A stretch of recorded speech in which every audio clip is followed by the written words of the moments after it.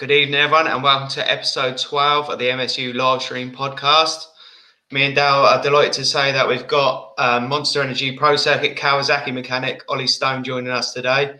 Ollie was UK born, but now lives over in America, so it'd be good to chat to him and find out if there is such thing as the Californian dream. Welcome to the show, Ollie. Thanks for having me, boys. Okay, no, appreciate your time. I know you're obviously a busy man at the moment, getting ready to go back racing. I see you was out on the track yesterday of Austin, so obviously getting out and about again now. Yeah, pretty much. I mean, he normally isn't based in California, but now this week he's back out in California and he can ride again. So it's back to my normal graph. You know what I mean? Yeah. 4 days at the track in a week. Oh, nice. So I guess we start with the first question. How did you get into motocross? Was it into riding or was it just straight into... I mean, it's like all of us, and it's pretty much every mechanic story is the same. It's like we used to race. I got into motocross because my dad used to ride when I was a kid. Same as everyone. Everyone, and like yeah. it's in your blood, you know, and then you end up working your way up. And like we're mechanics because we weren't ever fast enough to be good riders, you know what I mean? So it's like, how do I stay within the bike industry or the scene without like paying the ride or you know what I mean? Like a lot of doors open for me, and that's the path I chose, but I wouldn't have had it any other way, you know? Yeah, we tried to do a bit of research on you and your riding, but we couldn't find too much. So what sort of riding did you do back in the day? Well, I'm from Somerset originally, but I don't have a Somerset accent anymore, which is but so like when I was a kid, I did the South Somerset schoolboy stuff, and then some AMCA stuff, and then it was the ACU stuff in the Southwest, and I did a bit of Thumpercross back in like early 2000s. Yeah, like that. So I was always on a 4-stroke from the early days too. So I just used to knock around a bit. Really, I mean, we didn't travel far from the Southwest. No. But we had a good series. There was always enough decent tracks and stuff down there to ride, so it kept us busy. So you weren't based too far away from us, were you? Because we're from Portsmouth. Oh yeah, not too far. You're on the south coast, but I'm like Chard. So like, there's a few tracks like Southwest Devon and all that stuff we used to race. So, So I mean, I'm sure we even crossed paths back then because it's it's kind of a big industry, but it's kind of a small world. You know what I mean? Do you ask something then, Dale? Yeah, do you ride much in America, or are you not allowed to? Obviously, no. I mean, injured honestly, at this point, I don't, because it's every day. Every day is bikes. I think I rode once in the last 8 years since I've been here, and honestly, if I get a day off, I'd rather not spend it at the track. Yeah, I can imagine it gets a bit like all day, every day. Yeah. Go on. No, I mean it is like that, and like I feel here the riders ride more days than they do back in Europe, and so it's like Monday, Tuesday at the track, and then Thursday, Friday at the track, and then I mean on a Saturday or Sunday, the last thing I want to do is go back to a track and then wash my own bike and then prep it. It'd be a right now. I mean, Austin has a 450 here. Like each guy on our team has a 450, like a production bike for playing on, and I could take that, but honestly, I don't have any interest anymore. No, which is a shame, really, because it's why we all started. Was what we love, if you know what I mean. Yeah, so we've managed to do 2 California holidays. So we've managed to get to ride like Fox Raceway and Tuella Creek and Glen Helen. Yeah, so that was amazing for us guys to come over and do that and actually get to experience the. And honestly, it should be on everyone's bucket list, I think, from back home. Yeah, definitely. That, you know, like until you come over and ride the tracks over here, it kind of blows your mind. Like you could even be a good, like I try to explain to people back home, you could be a good 450 rider back home, and then you ride in Glen Helen and some kid on a 85 and you're like, what the hell, where did this kid come from, you know? Like it's quite an eye-opener. It's who was it bought at Glen Helen on the 65? Was it Dean Francesco that was there? Yeah, right. Probably back then. He can't pass and a few mates on the 65. Yeah, that's no slow 65 either. That's a high performance race bike. But yeah, Yeah, no, it was a great experience coming, and obviously we got to come and do the pro circuit tour and things like that. See where you guys work on a daily basis. Did you get to go in the race shop at all? Yeah, I think you dragged us in there, really? actually. Yeah, I think, yeah, that's right. Because if I hear an English accent or something, you're like, oh, I'll Yeah. show you if there's not too much going on. But Yeah, there wasn't a sometimes- lot. Yeah, I mean, sometimes if it's busy and there's a lot of engines apart and stuff, our boss is like, no tours. But then if you're lucky and you know someone, you might get a little peek in. So how did you get into mechanics? Is it doing your own bikes, and then from there you just sort of open doors? Pretty much. That's pretty much the story. And I do get asked it a lot. How I ended up at Pro Circuit? But it was just like I took a liking to working on bikes as a kid, pretty much. And in the end, I preferred working on them than I did riding them, if you know what I mean. So I just got stuck in with engines and things like that. And then it was at the point when I was helping a local guy, Dave Yelland, back in the early 2000s. I've heard of Dave Yelland. Yeah, like just to help him on the weekends and all that stuff. And then it progressed. He was like, hey, you need to be my mechanic. And then I stopped racing, and then it was just like, oh, this is actually kind of cool, because you got to watch guys who were real fast, you know what I mean? Like the stuff they would do on a bike was way above my level, and it kind of opened doors. And I went to MXGP and then on the teams and different teams and stuff like that, and then I ended up here, luckily enough. Yeah. So what's it like working for Mr. Paynton? It's good. I mean, he expects just as much out of us as what he does out of his riders. You know, like it's up and down, and it's shit if you don't win. I gotta be honest. And honestly, that kind of where it gets through to the mechanics too. Like, I could go to a race and we finish second, and you're not even satisfied, even as a mechanic. You know.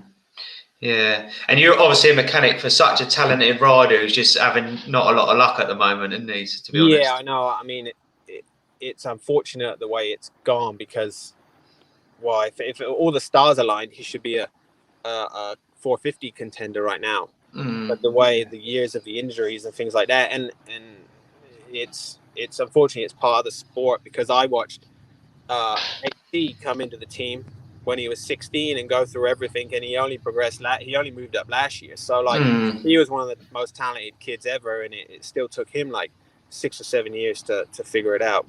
Yeah, it's a lot of pressure on them from a young age in America, and like they have a lot of, and they're super fast as well to go with it, which even puts even more pressure on them, I think, at such a young age. It is. It's pretty much they're professional athletes when they're 14 years old, even earlier, because now they're the age. I think Austin was 18 when he turned pro, but you got 16-year-old kids that are turning pro, and they got to race like your champs like Jeremy Martin and things like that. And you're like, these guys are kids. Like, you can't even have a driver's license back home. No. You got to race professional motocross, and it's like the structure and everything during the week. It's hard for him, I think. Yeah, when you see like Deegan's and Austin, like he's expected to win now, isn't he? Like every time he lines up, you're expecting to either see him in the first, second, or third. But you see in the qualifying, he's got the speed, and if he gets the start, sometimes you know he's going to win. So it must be so much pressure on him and on himself as well. It is, and the more the years have gone on, I think the more pressure there is on him, because when he was a kid, he would, like his rookie season, he would like get podiums and he won a moto and stuff, and it wasn't expected, you know. And then the next year it's like, well, this kid won in his first year, so now he should be on the podium. And then it was the case in his rookie Supercross season, but then it just, we wanted to, his worst mindset was he wanted to win everything. He wanted to be fastest in practice, and he wanted to win, you can tell that. Yeah. And at what point do you need to think, you're like, it's more important to get the 25 points or the 26 points at the end of the day than it is to get the fastest lap. And for him, it bit him. Is that down to you a little bit then, Ollie? Do you kind of have to kind of tell him to kind of, like, you haven't got to win, like be fastest in qualifying? Have you got to kind of give him that kind of talking to? That's kind of been our mindset the last couple of years. The first year it was like, I mean, everyone wants to be the best, you know, you always want to be the fastest and things like that. And then when he got hurt, I think it was in 2019, it was like, why did we even do that? he said it himself. He said, I was a second faster than second. I was faster than all the 450 guys. And I was still trying to go faster. And I'm like, well, part of it is their racing attitude. Yeah. And like you said, there is a lot of pressure. And they're always like, I mean, if we're third fastest in practice, we've got the timesheets, we've got the splits, we've got video. We're just trying to pick it apart so we are first. So everything all day is aimed towards being the fastest guy out there. But then at some point, it's got to be like, hey, let's just get through. Let's get through it. Let's just normally before a heat race, I'm like, hey, let's put it in the main. It's all right. If you're first or fifth, it doesn't matter. We all line up in a row, and you could have the first gate pick and just blow your start completely. So like it's just like let's just put it in the main and then go from there. What's like a general day for you under the awning on a race day? What sort of things do you get up to? Obviously, the bike's mostly prepped, I'm guessing, before you get there.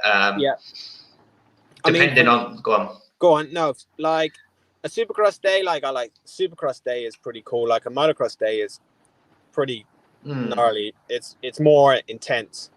But like a normal Supercross day, we'll get there about 8 o'clock or something, and then we got to look at track walk and things like that, and then we go through the practice sessions. But the biggest thing that was a shock to me when I came here was Supercross, you only get 8 minutes of practice.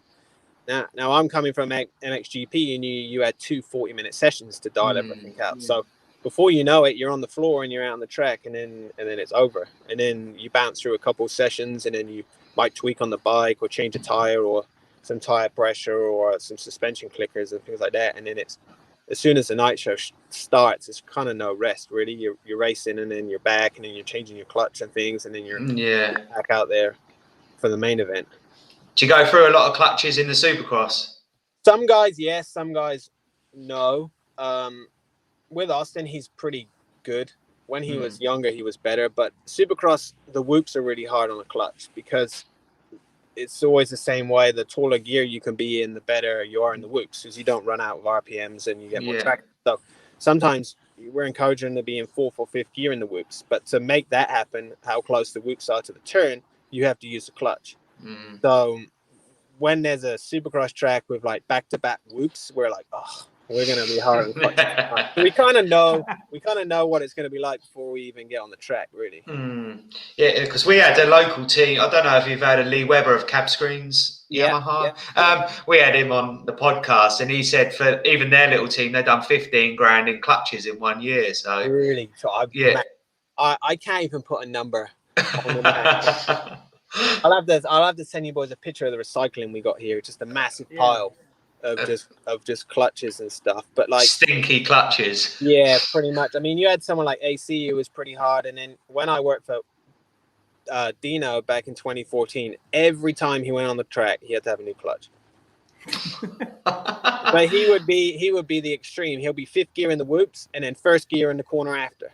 So it's just like all or nothing with him. Because we was talking the other day on our podcast, we notice a lot of riders now, they're always kind of fidgeting with their clutch, like rolling the clutch on, rolling it off. And we was wondering that none of them kind of run hydraulic clutches. So did they all run cable clutches then? Well, the trend now is most manufacturers has hydraulic clutch, because this is the first year for us on the Kawasaki 250 with a hydraulic clutch, and KTM have a hydraulic clutch. I think Yamaha have a cable clutch, but I know the Honda 250 has cable and the Honda 450 has hydraulic. So, I mean, the factory bike here does. So, I feel it's gone to hydraulic as a sales gimmick, or it's what the customer wants. Like everyone wants electric start and everyone wants hydraulic clutch, which is kind of better for everyone at home. So, before, if a guy's super hard on the clutch and it's obviously getting hot or it's wearing out, you'll see him adjusting it back and forth all the time, especially in Supercross, because you'll go through the whoops and it'll get so hot it'll expand, and then you got to back it back a little bit. But with the hydraulic clutch, you don't have to do anything; it'll do it for you. There's one question that keeps popping up in all of our podcasts. I wonder if you could answer it for us. How long are the whoop sections? How long are the whoop sections in meters? Because we've been having a debate. I should have actually researched that one, because I was listening to that one last night on your podcast. So pretty much, I can't tell you exactly, but usually like a decent set is about 13 or 14 whoops, and they'll be about 5 feet apart. So someone want to do the math. 65 feet. Okay. Yeah. So we can do that into meters later. So hopefully that clears it. Some are shorter and some are, but normally 14 is about your max that you'd get. 14 long, but some you might get 8, or you might get 2 sets of 8 or something like that. But a real set, like a man's set of whoops, is like 14 whoops long. Yeah. Does your mechanic lifestyle? Obviously you got to be so organised. Is that turn into your home life as well? Are you at home like regimental everything, or are you a different person at home? No, I try and keep that because like I work on a couple bikes with some mates at home and stuff like that, and I try and keep my stuff together at home or kind of like organised. And I don't think you could be a mechanic on this team and not have ADHD because the attention to detail that we have to put into the bikes and even the shop and keep it clean and that stuff, like, and the detail that Mitch expects, like you can't not let it consume you and take over your whole life, if you know what I mean. Yeah, I suppose it works better as well. If you need something, you know where it is. You don't have to look for it. But on a race day, you can't be going, oh, it's not in that drawer, it's not in that drawer. No, exactly. And like we've all got our tools and like we've all got them cut in foam and they all got routed out and all that kind of stuff. So like, I mean, I always say to the boys, like your toolbox is a good display on how tidy you are. Because if you look after your tools and they're all like lined up in order and all that kind of stuff, then it says a lot about yourself. Yeah, I agree with that. See what other... Reese said, is Pro Circuit one of the highest spending teams in the Supercross circuit? Probably. Yeah. Yeah, because, and I can see it this year, like I've been at Pro Circuit through 2 model changes now. So we had a new bike in 17 and we just got a new bike in 2021. And the money that Mitch spends on R&D blows my mind. It's crazy. But it's the reason why he's at the pinnacle of the sport and why everyone like looks up to him, if you know what I mean, because he's not afraid to spend it and he's not afraid to do the work. And I learn a lot also. Yeah, I would like to know what his checkbook is at the end of each season. Them little stubby bits. I know. Especially like with so many guys, and we have 5 guys this year, and we have a test rider. We have Ivan Tedesco who does testing, so that's more stuff, and then all the engines and just like so much stuff we make on our bike. It's not like we get anything off the shelf. It's like plants we make, linkages we make, but it's just air boots. Yeah, it's ongoing. But go on. It's like, where do you stop though? It's like how it's crazy. I don't think he ever will, to be honest. No. It's always, how do we make the bike faster? How do we get more torque? How does it handle better? How can we make it lighter? It's just always ongoing. But different riders take to different things as well, I guess. So some people just get on a bike and ride it, and some people are really like Roxon, I guess, are really finicky with their bike. Yeah, and it shows because Roxon's really finicky, but he looks so comfortable right now. So they've obviously figured something out with him, and they have a new bike also. And I remember before, it was like a month before we started racing, we were at Elsinore riding, and Ken was there, and his corner speed was unbelievable. Unbelievable. And I said to the boys at shop, I'm like, hey, he'll be in this championship hunt for sure. Yeah. But, just like getting yourself comfortable. There's a good Does Austin change a lot of things with the bike on race day, or does he kind of leave it and he's happy with the setting, or is he quite finicky? Race day he won't change anything. Maybe a clicker on the fork or a quarter turn high speed, or I might change half a pound in the tire or whatever, but that's about it. Normally with him, I mean, I've been with him six years maybe now, and I know what he likes set up, and he's old enough now to know what he likes. So when he came out in December to ride the new bike, we rode the new bike and we were like, oh my God, we got a lot of work to do. But we got there, and before we went racing, we both knew, and the team knew, that we had a bike that could win. I mean, he crashed and was unable to do that, but it wasn't because of the bike, like I feel that the bike's in a good place. We changed a lot of things and we ran down a lot of roads that were dead ends with it, but that's a part of R&D, and with a new model you got to go in open-minded too.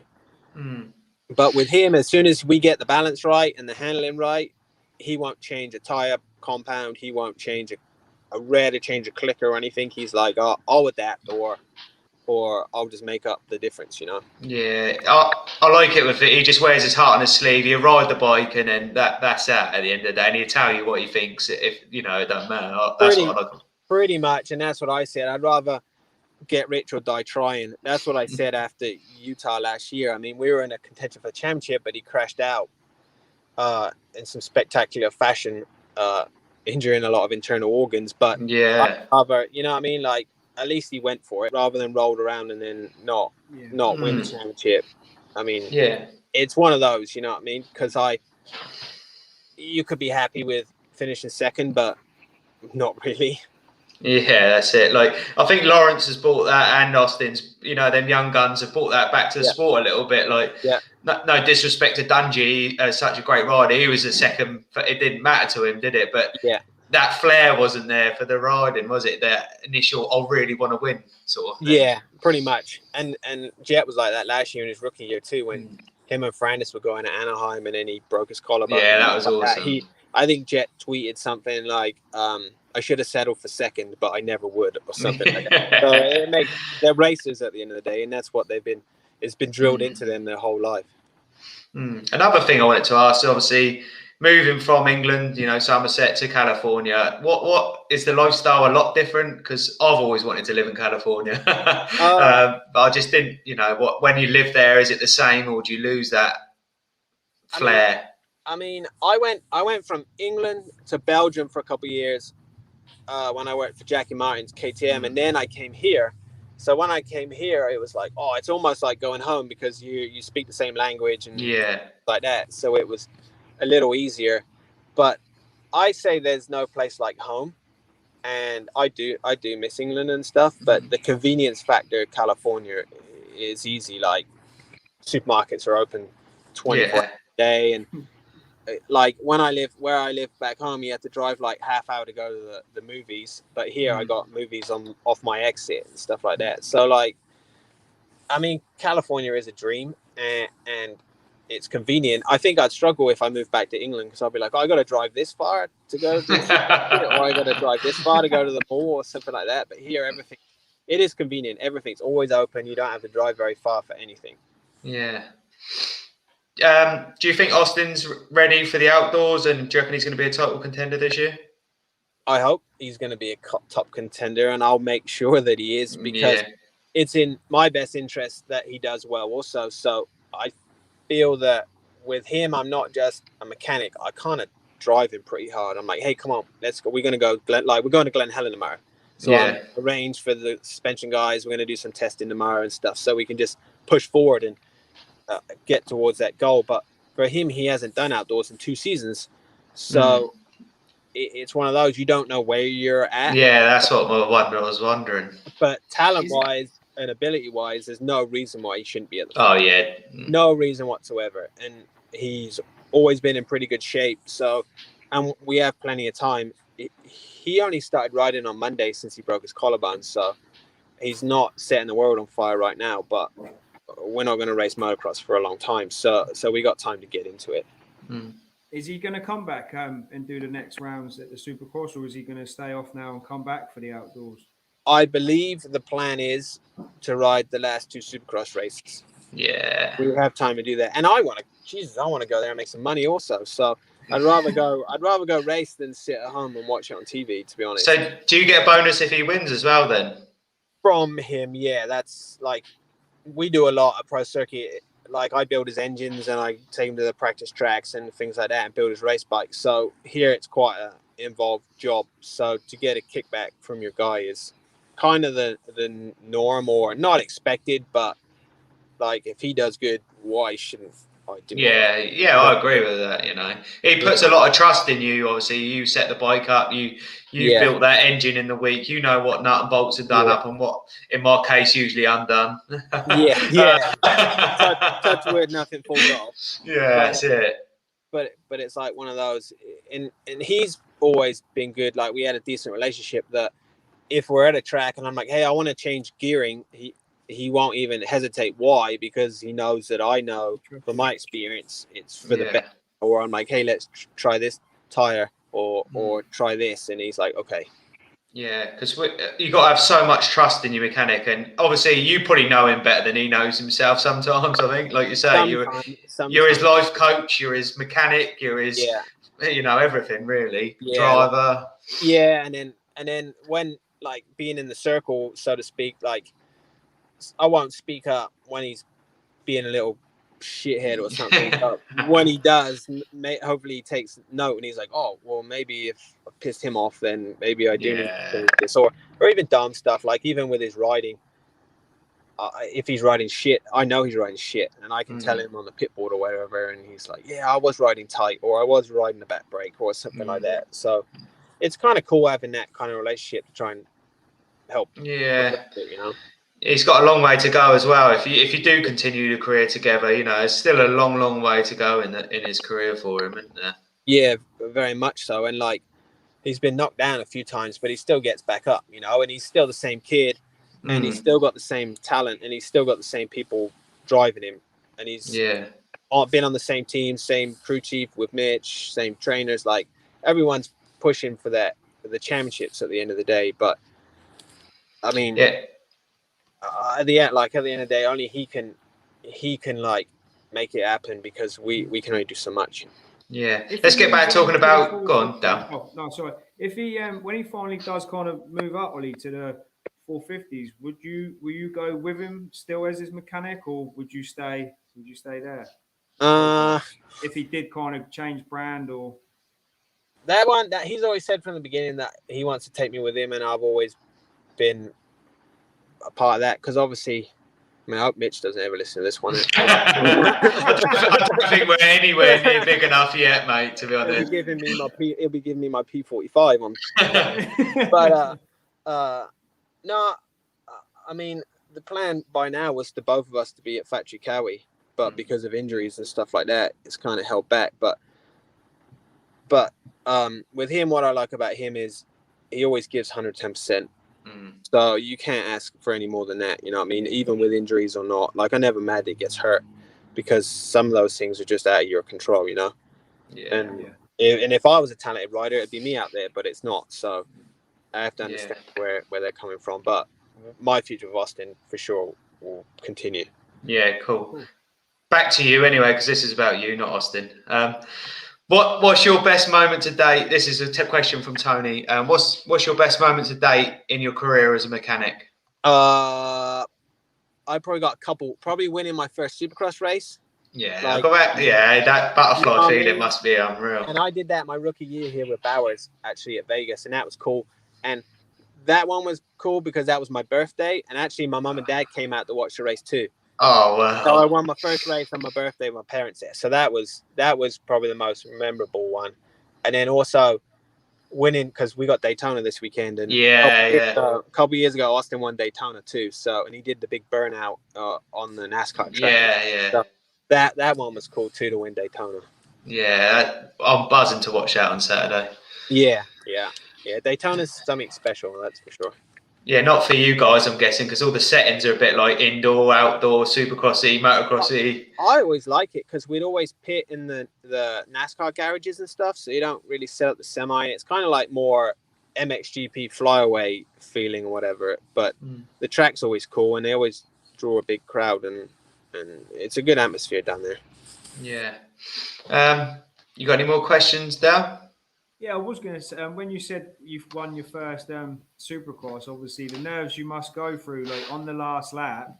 Yeah. What do you kind of normally put on the pit board when they come past for the final lap? Because we see so many times where they kind of, on the last lap, they make a mistake, or if someone's behind them, what kind of would you put on the board normally to them? That actually, I remember in Utah last year, Austin was battling with Ferrandis, and it was on TV. Actually, he showed me it was like, I think I said all in or something like that on the last lap, because them two were so fast that race. I remember that race was insane how fast them two were going, and they were battling and stuff like that. Like at the last lap, I mean, it's difficult. I remember in 2019, Austin had like a 12-second lead once on the last lap, and he only won by 4 seconds. And I'm like, what are you taking it so easy for on the last lap? You know what I mean?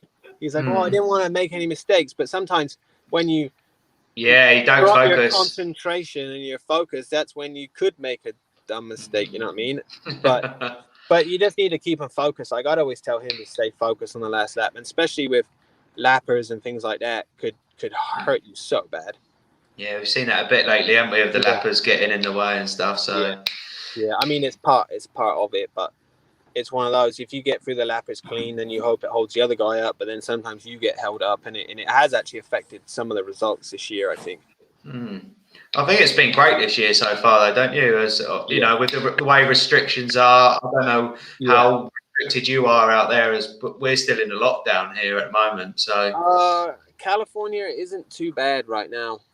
It was in a lockdown, and we were always like 2 or 3 weeks behind you guys, because I talked to my parents and they were like, "Oh, we're locked down again," and then a couple weeks later we're locked down. But pretty much, I see like Texas is wide open now, no masks and all that kind of stuff. So we're kind of like business as usual. But I mean, fair play to like Feld for running the races, because football over here or basketball and all that stuff, they're not allowed fans, and we're still racing, and they're allowing fans in the stadium. So they obviously done something right, and as long as everyone sticks by the rules, the racing. Yeah, I think they've made a massive effort, and it's been awesome for us to something to watch. And even going Saturday, Tuesday, Saturday, we've been doing like 3 podcasts in a week. It's been, it's just kept the time for us and stuff. So and honestly, there hasn't been much else probably on TV at home, because there's not really MXGP, no British Championship or anything like that. So it's kind of keeping the whole world entertained for the motocross fans. Just got a couple more questions, and then I know you're a busy man. I'm good. Yeah. As Forkner's mechanic, do you get much info from other mechanics on riders and bike setups, or is it really such a hush? I mean, within our team, it's all pretty open, because if we figure something out with Austin, then we'll try it with Cameron, or we have Tedesco, who's our test rider, and he might run through 10 things.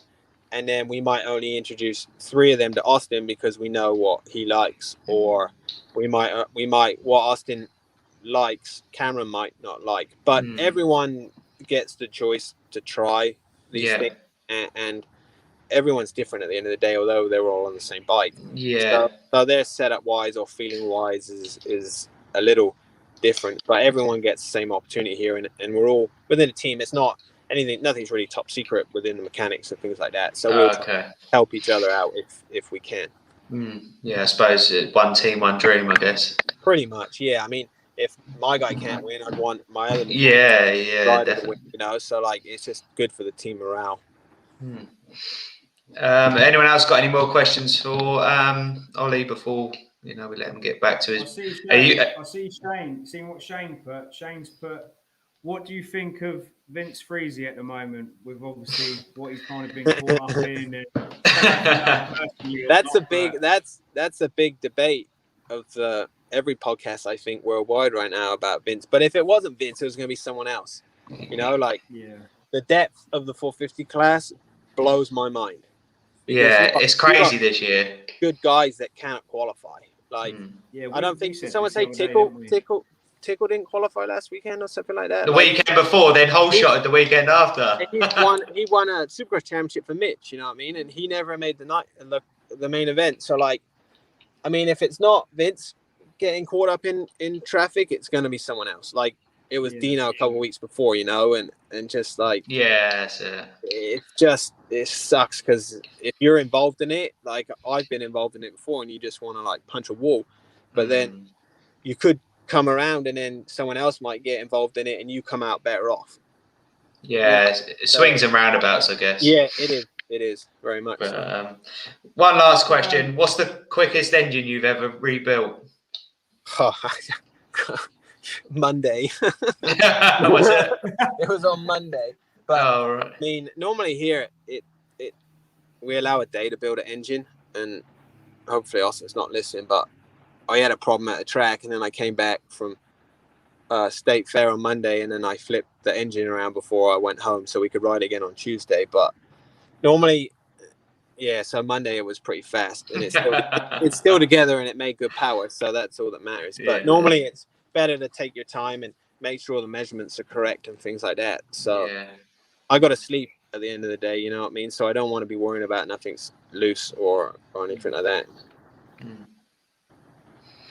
Well, yeah, really appreciate you coming on today and your time, taking it out your day. I know you're on your lunch break and you work hard, and like you say, you don't get much time to yourself. So it's all good. Anytime, like I don't mind talking to you guys and stuff like that, and anything for anyone back home. It's always good to have and we look forward to watching Austin on the outdoors, and maybe if he does well, we can catch up again at the end of the year or something, and have a bit of a recap of the season and how it's been for you guys.